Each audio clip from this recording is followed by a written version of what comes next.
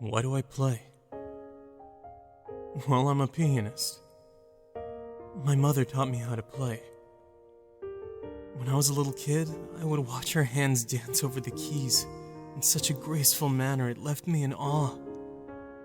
Every time I heard her play, my heart would flutter with excitement, and I'd just sit and listen. I can still remember the sound.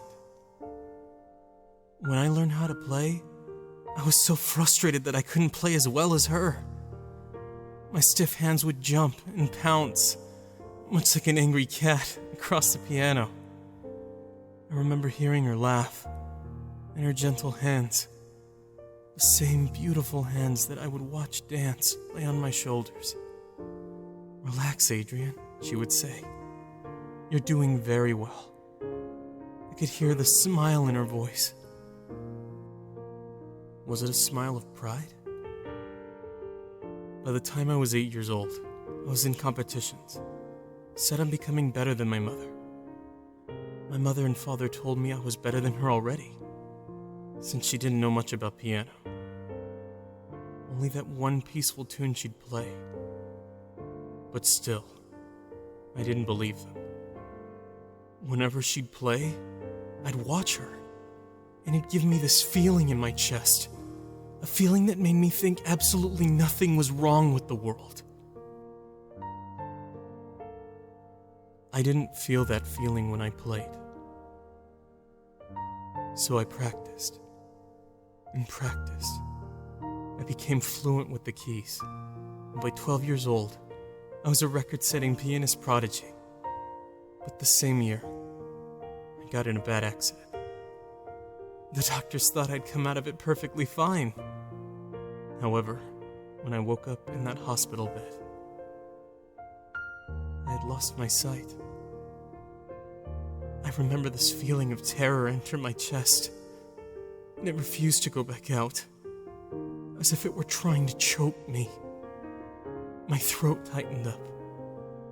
My mom was with me, so she wheeled me out in a wheelchair to the lounge area. I felt her presence leave, and I could tell she was close. Moments later, I heard her play, the same song that brought every anxious thought to rest. And I smiled, imagining her at the piano at home, with her hands dancing across the keys.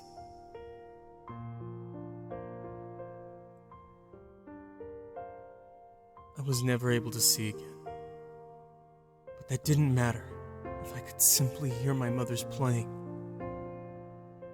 As it turned out, I could still play the piano, despite my new handicap.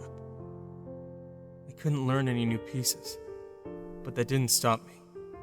I began writing my own pieces, and since my free time had grown substantially during my remaining days at the hospital, I worked hard on playing the piano without sight. I remember when I had finally almost learned the piece my mother played. Though it was one of the first I had tried to learn, I was never able to play it like her. I still can't, and it wasn't perfect, but I had practiced it enough to sound similar enough. I eagerly awaited for her to come to my room after her work, so I could play it to her. But she never came. My father visited me this time, alone. He told me she had a stroke. There was nothing anyone could do. She's why I play the piano. She's why I'm a pianist. And the thought of her never coming back was a weight in my chest that has ceased to lift. I continue to write, and I continue to play, chasing the image of her beautiful sound, the way the keys fell and lifted at her every whim. I chase an angel, desperately trying to remember her face with the sound of her song. That's why I play.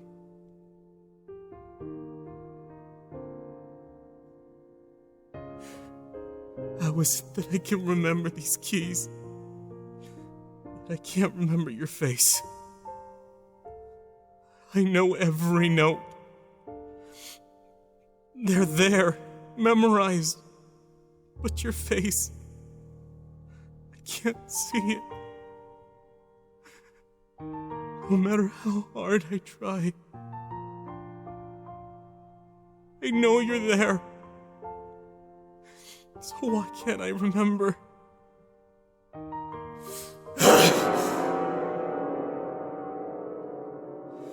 Why?